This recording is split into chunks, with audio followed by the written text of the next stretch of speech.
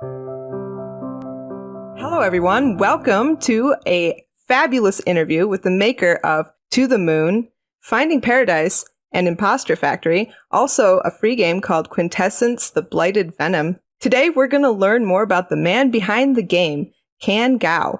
I'm T, and I work for Komodo, and today we're here interviewing Gao. I have my co-host and wonderful guest, Drifty, from Driftwood Gaming, which I'm sure a lot of people in the community are familiar with. You want to say hi, Drifty? Hi, Drifty. Hi, Drifty.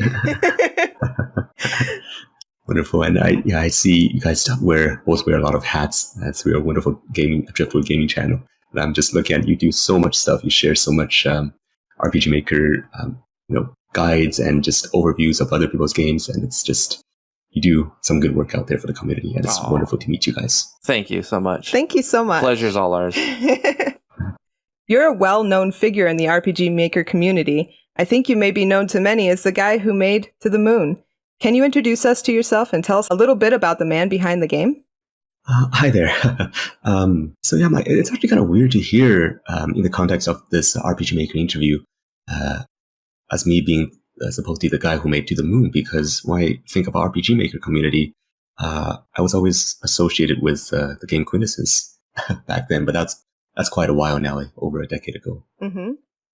I'm just some guy who used RPG Maker for quite a long time and got lucky and wear many hats, as everyone in the RPG Maker community does. And I tried to make something meaningful, I guess. Sometimes I succeed, sometimes I don't, but it's a wonderful adventure to be here, and I'm glad I started as part of the community. That's fabulous. I mean, I think everybody would agree that you probably found your success mostly because you're pretty talented. Your work is very well done, very polished, and the games have just moving stories. Thank you. Yeah, but I hope so. But in some way, I feel like it's kind of early for a detour. But when I hear that, I just kind of think, life is kind of, in terms of success and RPG Maker and whatnot, it's kind of like a lottery, right? You have to be a certain level of good to play, and then afterwards it's a chance. And that level of good is not, it's kind of achievable for many, many people, right? But yeah, I definitely did get lucky in terms of circumstances and folks I've known. But of course, I've also worked very hard. And yeah, it's really kind of a grateful experience just to be able to do what I do and be able to keep doing it. Mm-hmm. I know I love hearing that myself, because as a game developer, everybody hopes that their game could find the same amount of success as yours. So that's really good news. So when you first discovered RPG Maker, what was your motivation to make a game, and how much experience making games did you have at the time? So I first started using RPG Maker when I was in high school still, and that was over a decade, almost like a decade and a half or around then ago. It was mid-2000s, and I did not have much experience. I guess I did not have any experience in terms of game making, which is why RPG Maker was perfect. And I had resources and everything. So it really kind of is the thing that got me into a lot of the creative aspect of making something, as many people in the RPG Maker community found themselves in, right? So from like doing some graphic work, even just like quick Franken-Sprite and stuff like that, simple stuff, to just making music, it was entirely because of RPG Maker. It's I didn't have much experience at all, and kind of all the experience I've had since then, I kind of revolved around trying to make whatever I want to make work. That's great. I think that's probably a shared experience across a lot of people in the community. Absolutely. Yeah. That's really wonderful.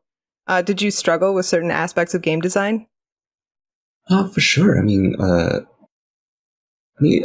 As someone who came in without much programming experience, that was definitely like one of the more like you get stuck on bugs, and there's no, back then there were less resources to go on. For sure. So but there were still nice communities and people help each other out. But there's definitely a lot more puzzle solving in terms of, figuring out how even the programming logic work. but eventually as it clicked more into place, it became kind of a fun kind of puzzle. Because at first it's like the attitude is you don't really know if you can solve this or not.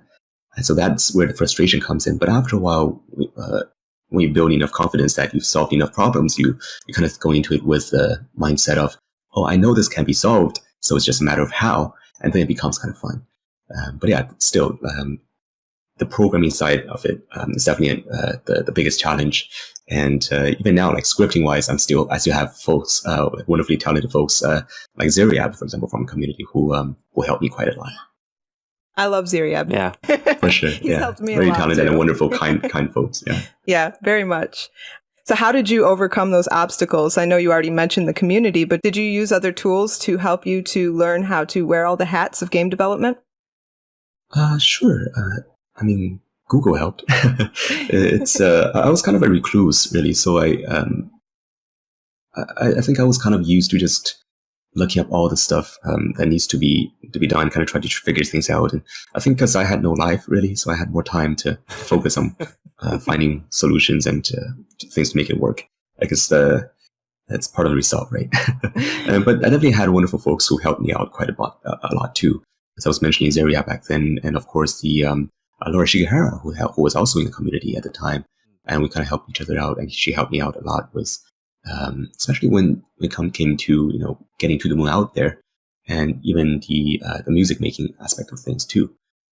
So yeah, for sure, it's a mix between just having no life and trying to figure out just to finding all the resources and wonderfully talented and kind folks lending their hand and helping along. Yeah.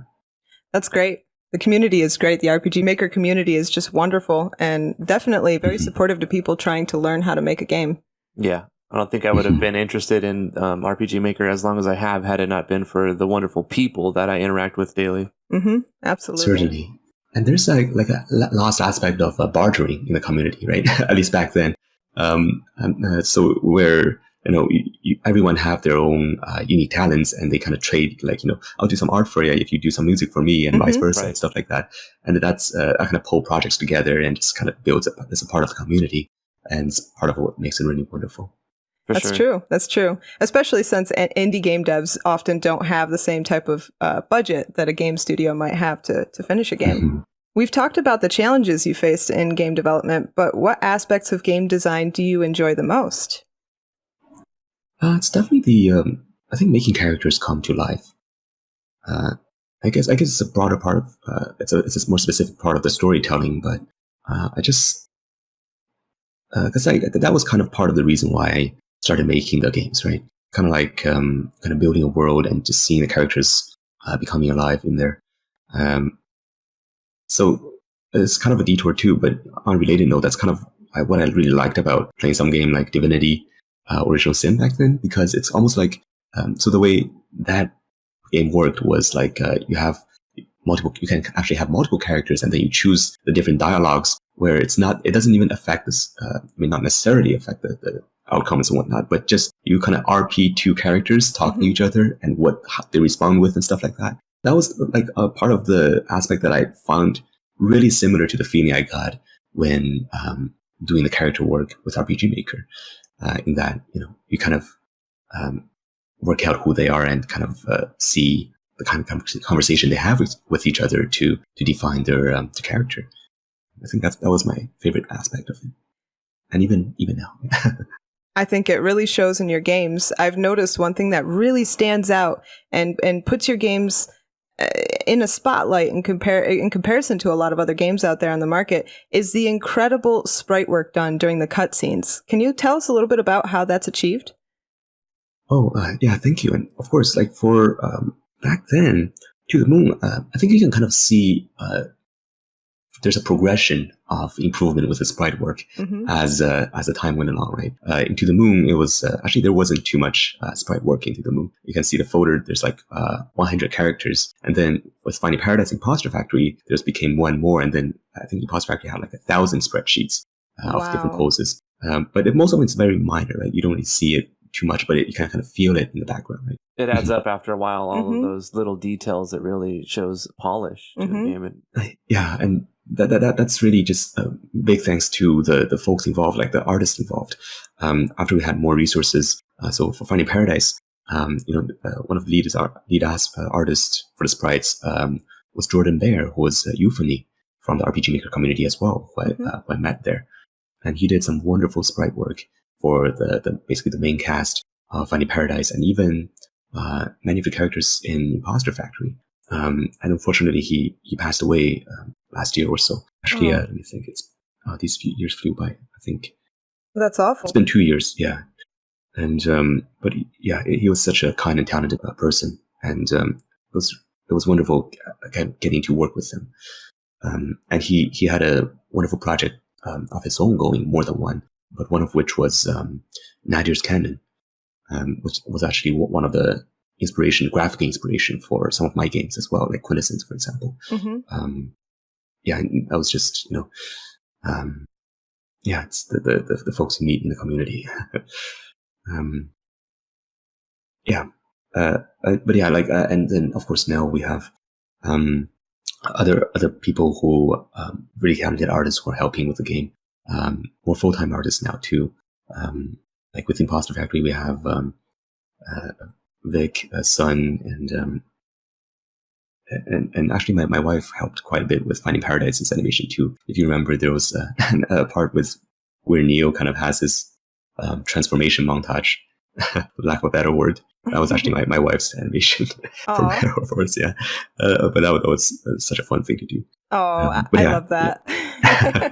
It's definitely thanks to the sprite work progression. It's definitely thanks to the more folks participating and lending their talents. Wow, they're incredibly talented. It's just stunning. The outcome of the scenes are just stunning, and it has so much immersion and adds so much to the story. What good work they do. Thank you for saying that. I'm sure they'll be glad to hear it too. So you've mentioned that you've been inspired by other games already. Would you like to mention specific games that were a source of inspiration for you when you were developing your games? Sure.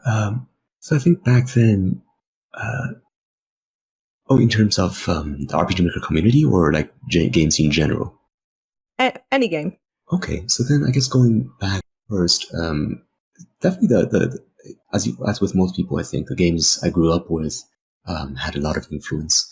And I actually grew up in I'm in Canada now. I moved to Canada when I was in grade school, but I was born in China, and I played a lot of the RPGs that were made there actually at the time, that weren't, unlike a lot of the JRPGs, they never exported to the West. And so a lot of folks here haven't heard of them, but there were some wonderful gems there as well, and some wonderful story-driven gems. So one of which is, I think everyone in that community knew of, was the classic 仙剑奇侠传, I think, which was called Legend of Sword and Fairies or something like that, translated in English. But that was one of the more story-driven RPGs, classics back there, and it was wonderful I think that influenced me quite a bit. And of course, there was also, I think, my favorite game back then, which was called Toontown. It's also an RPG about, a boy who can talk with cats and dogs and all the animals in the town. It was a lot more wholesome, but I think in terms of my own making stuff, like that had less impact in terms of what I make. But yeah, a lot of games basically I played over the years shaped it. And there were, of course, in the RPG Maker community, many helped me shape my style too, I think. As I was mentioning earlier, Nadir's Canon by Euphony, it helped a lot with the graphical aspect of things. And Jordan, was such had such a way with the hues and colors, and just like a very gentle thematic tone that I just resonated with.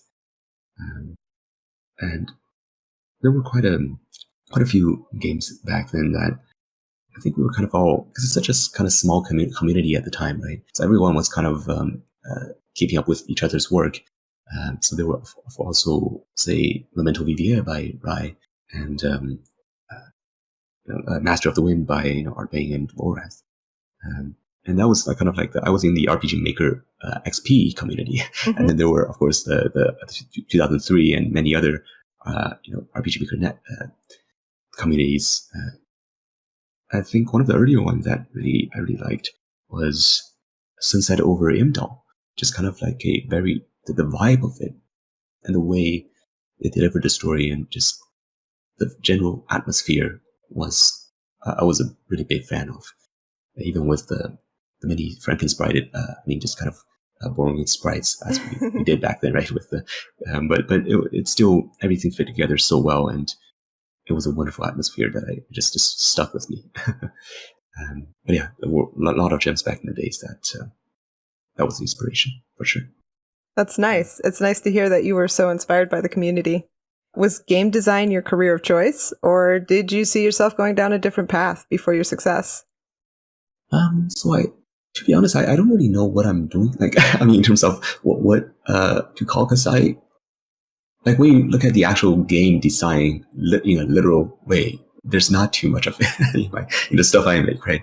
It's kind of like people call it walking simulator, whatnot, adventure game. It kind of looks like RPG, but so I think in general, what I like to do is just kind of building worlds and just telling stories in them. So overall, everything I do is kind of revolved around, kind of, I guess, storytelling is what I'm trying to do. And game development and designing, I guess it's just the closest to what I'm doing that, in terms of a label through like the medium to do that with. So RPG Maker was kind of the springboard for you to do what you wanted to do and what was your passion already.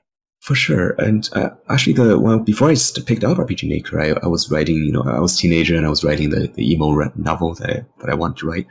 It was very emo and it was very, dramatic. But at some point I was like, it'd be so nice to be able to hear music and walk around in this world. So I was looking at, I think at first I was even just be able to kind of have some input and explore it, right? So kind of similarly, I was thinking, maybe there's an interactive novel, the one where you can auto flip pages to, make choices to go to certain page and stuff like that. Software out there. So I was looking through that and then I was like, wait a minute, you can make RPGs. There's a thing that makes it viable for a single person to make. That's a magical moment for anybody. Yeah, for everybody, right? RPG Maker for the first time. It's just like, wait, this thing exists? This is amazing. Exactly. Yeah, and I was, Tia was talking about this earlier, just right before this recording too. Like, there's always that moment, and just realizing what is possible out there, and then you just jump in and you get hooked, and the rest is history. I had a similar moment with music too, because as I was saying earlier too, right before this we started recording, I started doing music stuff, composing and whatnot, because of making games with RPG Maker. I played flute back then, in high school and whatnot, and I kind of liked it, but I had no idea that was possible. So after I started making it, and I had a friend named James John, who is credited as a composer in Quintessence. So he was actually the person who showed me making music was possible through a program back then called Finale. And was making, MIDI music. And that too was similar. Like, it just kind of opens your eyes to see that, this is, because 100 years ago, that was not possible. Right. Like, yeah, right. 100 years ago, not sure if 100 years ago, but yeah, probably. Like, most composers never even heard their music being played by orchestras and whatnot, right? In their lifetime. And now with a program, you can just write the sheet music and you hear it played back to you like an orchestra. And that is magical. And that's just kind of same feeling as the RPG Maker, and just, I guess, a part of the technology that makes things possible now for anybody to just fulfill their vision and just getting to creating a world and seeing what they're thinking come to life. And that is just amazing. That's so true. There's so many tools available. I remember opening Cakewalk for the first time and learning how to use MIDI files with a synthesizer. And it was just another one of those, magical moments where you're like, this is a thing that exists and it's so exciting to be able to have that freedom. I know what you're saying. Now for music, I just rely on Drifty for everything. That's part of the barding community, right? So I understand, I heard a rumor that To the Moon is being adapted into a feature-length film? Yes. So, that's quite wild in and of itself. Actually, usually I kind of forget about that myself. Because it's a long process. Very long process. It's kind of like sometimes I forget the project exists, and sometimes I you never know, right? With the film industry, so this is actually not the first time I've come to brush with it. There's been quite a few instances, and before this, and with the film industry, oftentimes, they say, oh, some studio acquired the rights to something. It doesn't really mean much. Right? It doesn't mean anything. Most studios go around often acquiring rights to a lot of things. Option, right? They option with the rights, and so it's kind of like renting right, and you get they pay you like $100 or something a year. I mean, maybe not that little, but usually not too much more. Actually, it's very minimal now. Just kind of just basically saying that we'll try to do something with it, but we might not, right? And most of the time they don't. They're kind of just retaining the right to use it. Exactly, yeah. So it's kind of like calling dibs, right? So most of this industry, when you hear some studio acquire certain rights. That's what happens. And so before this recent animation thing, we had a few brushes like that. And at some point, things were going wrong. I had to actually, I had to try to acquire rights back from them calling dibs to do this project by paying back 100 times what they gave me. Wow. So it's quite so there's a lot of shady things going on there. And in that instance I mentioned, that person was they promised, because I thought, because they made a script too, right? So they had a wonderful script writer who made a script for it and who did most of the hard work. So when I was talking with the agent, so the deal was they would give it to, they would split it with the script writer, and then they just took it and ran. The script writer was talking with me some years later. He was like, "What? I never knew about this." So there's a lot of shady stuff goes on in the industry. So it's never and with there's also the thing called the production hell, right? It often gets thrown around, even with I guess even in the gaming industry sometimes, right? Often too, maybe. It's a project gets started. That's where my game is. yeah, and it happens very often. So you never really know, right? What's going to happen? Even when it started, something goes wrong, and so for me, I just try not to think about it. But unfortunately, now and then, I contact with them and can see where things are, if it's making progress and whatnot. And fortunately, it is making progress. And I just talked with someone, I guess producer, about it. I didn't talk with him. I was just greeting him for Lunar New Year's recently, and he just he told me that it was still, actually it's. I'm not sure if I can disclose details, but basically, the stages are moving along, and it's going to be at a different stage in the coming months. Right. Oh, that's exciting. Yeah. So it's still moving along, but yeah, it's projects like this. It's very slow. So I just don't try to think much about it. And to be honest, it's kind of out of my domain. People think, oh, I'm kind of intimately involved. I get to call the shots, but not really.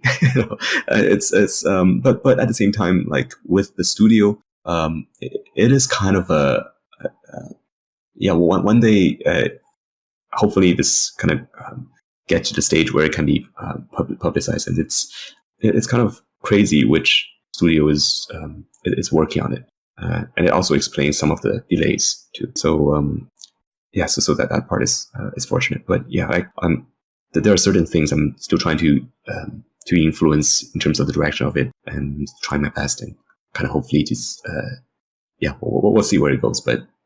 Everyone's trying their best. In the meantime, we're just gonna not worry too much about it, not think about it, and then one day, hopefully, it's gonna be like a boom moment. Yeah. Well, thank you for sharing that, though. It's really good insight for other people who may find themselves in the same position someday. Yeah, it's definitely a big world out there, that the film industry, and there's a lot of good things and bad things going on, but definitely be careful, and just keep an eye out. So what advice would you give to other game developers who hope to have commercial successes with their games? Commercial success, eh? Well, be lucky. I felt that. I was like, ouch. I didn't want to interrupt, but I felt you about to say get lucky, because you mentioned that twice. For sure. It definitely, it is it's like you have to be certain, you have to be a certain level of good, right? And then, but being lucky, partly you can kind of help it and kind of poke it in that way, where the more you try, the more times you try, the more opportunities you give yourself, the more chances are that you get lucky with one of them, right? And for sure, like in terms of the things you can control, I think like nowadays people think marketing like whatnot, but I think it really starts at the concept. And it's really harder and harder to stand out. So it's really like this advice from 5 years ago even doesn't really work as well today. So it's kind of, there has to be a certain amount of sensitivity as to what is going on in the industry right now, and also in guessing like some years from now when whichever you're starting to make is going to be finished. Right? So it's kind of like predicting the waves and kind of get yourself out of that vicinity. It also depends, because like with small budget development, that's basically the only way to go. With big budget or even like I guess like some cash grab games, then you kind of want to be in the popularity wave, right? But with smaller budget, especially with the RPG Maker community, it's much harder to stand out in that way. So you really have to, from the roots, you have to grow the tree away from the forest, if that makes sense. Yeah, make it stand out somehow. Yeah, for sure. And so you're not just looking at where the trees right now are, but where people are sowing their seed. And trying to keep an eye on things that are in development and also standing out from them as well. Yeah, and a lot of things are cyclical too. So you kind of have to see sometimes certain things that people are looking forward to, and now it's about time where it's not nostalgic. People are more open to it again. It's kind of like fashion; it goes around in cycles. So that's very true. yeah. So it's just kind of a sensitivity in terms of the general timing of things, and as with many things, I think timing when it comes to it, of course, the people timing, general circumstances, those are actually huge factors. Because a lot of people are really good, but then at that point, not like most of the really good people won't have those shots. Right. It has to be relevant too. Yeah. So it's really, it's kind of a cruel world out there. Yeah. It's also part of why I don't really think like, we say like I'm doing something special. Like I'm just, I like to think I'm doing something special, but I'm just one of many, many people who are doing something that's hopefully special and meaningful. So that's a great viewpoint. It kind of segues into the next thing I'm curious about, and that is, what kind of advice would you give to somebody who's trying to market their game? Like, what kind of marketing tools did you use and find to be particularly successful, or gave you a good return on your investment? For me personally, it just so happens that I really enjoy, not sure if I can say this on the air, but I really enjoy shitposting in its many forms. And so for some reason luckily that's, I guess you can call that my marketing, but I just have fun with Absolutely. it. Yeah. Absolutely. And I guess it's less just because I think I saw someone commenting on that, the fact that the games I make tend to be kind of sentimental, but the things I do on the side tend to be so just like almost trollish that there's kind of a contrast that's kind of fun. So I guess it just so happens that it's something I enjoy. So you're essentially making yourself familiar with other people and in the community. Kind of. I mean, I guess for some people, I guess it's kind of interesting in a way, because if you do sentimental stuff and then you marketing like whatever, you be sentimental as a person, then it's like, oh, that's sentimental. Whereas I personally, I kind of like Junji Ito, the horror, Japanese horror manga artist. Basically, he's one of the coolest, like, he makes the creepiest stuff, right? And it's so out there and so crazy, and so but he as a person, it seems so normal, right? There's such a stark contrast. I don't like, but this might just be me. Like, my wife's like, oh, she would find him more interesting if he's like Al, from Death Note. But personally, for me, I was like, that's kind of, there's kind of an interesting contrast there that actually kind of intrigues me. Yeah, that is interesting. But I mean, obviously, it doesn't quite work if you're like, if you're just trying to be like, not be yourself, and because I think people can tell, right? Yeah, at some point, it's absolutely. So it's about, for sure. So it's about finding somewhere like with who you are and what you do that kind of mixed matches that not only you find interesting, but other people find interesting too. So yeah, it's just a search of what I works. can relate to the trolling part, by the way, because I'm totally a friendly troll, but ever since I've now I'm an administrator on a Discord, and I have to behave myself.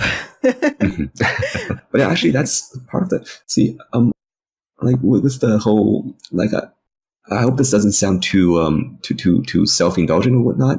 But yeah, after To the Moon kind of took off, as you were even with the you were introducing me and you were saying, oh, the guy who made To the Moon.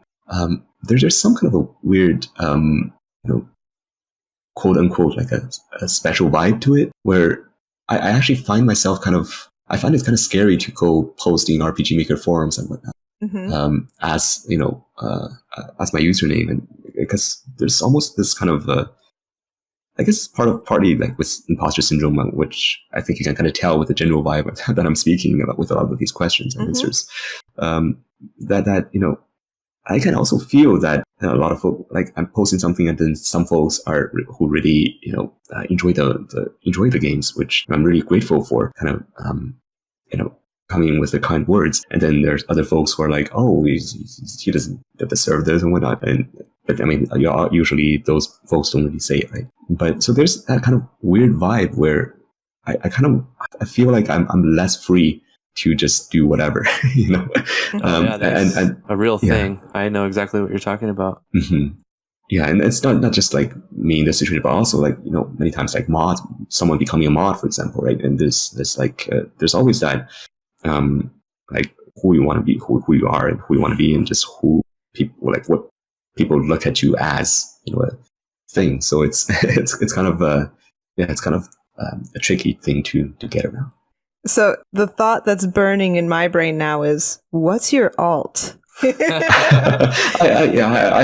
did have an now. To be honest, nowadays I usually lurk anyway. As you can see, even on Discord, I'm always invisible. Yeah. But to be honest, that's just me. I'm just kind of an invisible personality. I think even with when I play World of Warcraft, I always played rogue. I just enjoy the stealthy aspect of it. But yeah, I hang out, but I still mostly I don't post too much. So moving forward, I'm sure this is a question that's on a lot of people's minds. Do you plan to continue developing games using RPG Maker?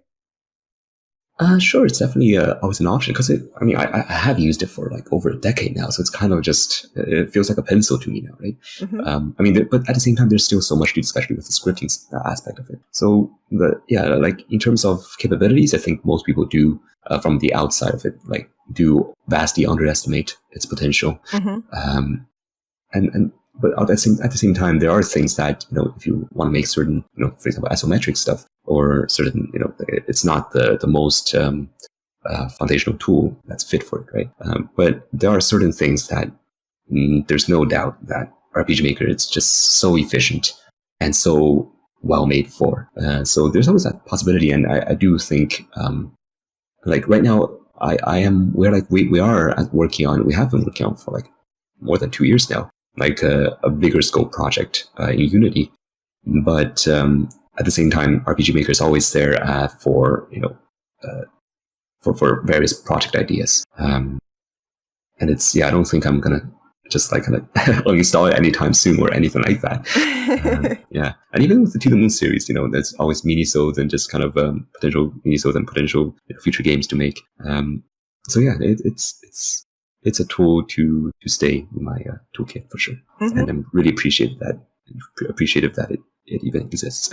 Yeah, I understand that. For me, RPG Maker is like a game that you enjoy playing that also makes a game that somebody else can enjoy playing. I've tried to use Godot or Unity and these other engines, and I know how to use them a little bit, but that feels a lot more like work. When on RPG Maker, it's just there's some kind of charm to it that makes it so fun to develop a game. For sure. It's very it definitely feels, it feels a lot more visceral for sure. And I really like the way you put that, because in some way I feel like the way to know you've won at life is to one day have life be like that, be a game where you can make other things in.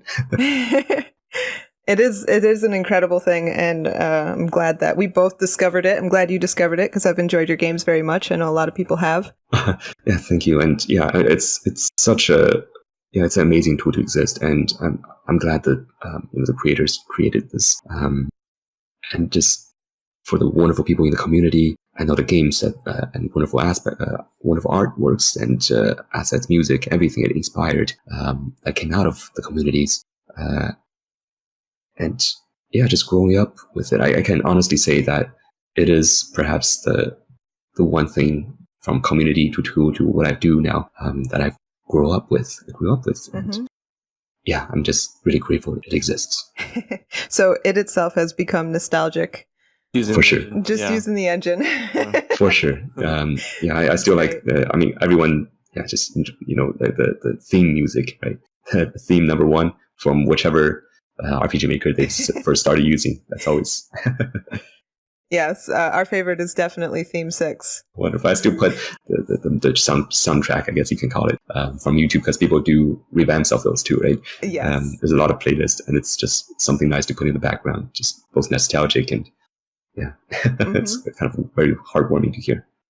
So to end this, is there anything that you would like to say to the community? No questions, just open mic. Is there any message that you have for the community that you would like to share? I'm always kind of bad at saying these things on the spot, but no problem. But I hope, there's some stuff I've said over the course of this of some help in some perspective, right?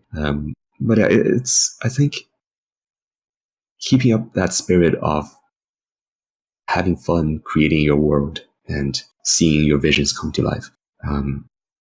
That's one of the things that really makes even life meaningful, and just being able to see what you see in your head out there, and for other people to see it too. That really fulfills. That's a special sense of fulfillment that I think a lot of hamster wheeling that the world will kind of shape us to go into can never achieve in the same way. So just keep at it and keep doing what you do, and find yourself, and also show other people part of you that this method uniquely allows you to. So yeah. That's great advice. That's great advice. I love it. So we really, really, really appreciate you meeting with us today and letting us get to know you a little bit better. Thank you for taking time out of your day to talk with us. It's wonderful to be here, and thank you for the opportunity for this. And always happy to speak about. This topic we're talking about today. It's very interesting. I've done some interviews with just talking about the games and whatnot, but just being able to talk about the tools that made it possible, and the communities that we kind of grew up with. It's a different kind of nostalgia, and thank you again for this opportunity, and I hope this was of some interest, and there were some helpful things. Absolutely. Yeah. I know I'm taking something away from it for sure. Yeah, it's been a pleasure meeting you, Ken. Yeah, thank you, and you too, Drift and the T.